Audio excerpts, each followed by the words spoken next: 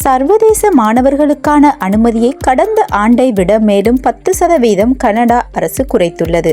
Canada நாட்டின் சமூக மற்றும் பொருளாதார கட்டமைப்பு வளர்ச்சியில் சர்வதேச மாணவர்கள் முக்கிய பங்காற்றி வருகின்றனர். இந்த வகையில் சில கல்வி நிறுவனங்கள் அதிகளவு சர்வதேச மாணவர்களை அனுமதித்து வருவதனால் அந்நாட்டு அரசு புதிய சவால்கள் ஏற்பட்டுள்ளது.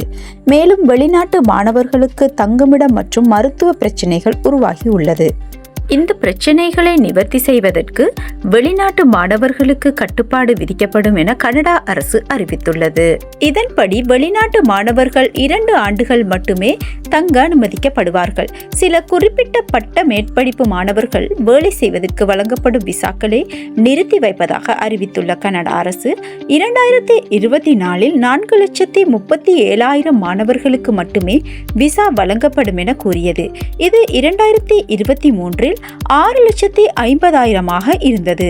இந்நிலையில் 2024 ஆண்டில் சர்வதேச மாணவர்களுக்கு அனுமதிக்கப்பட்ட விசா அளவில் இந்த ஆண்டு மேலும் 10% குறைப்பதாக கனேடிய அரசாங்கம் தெரிவித்துள்ளது.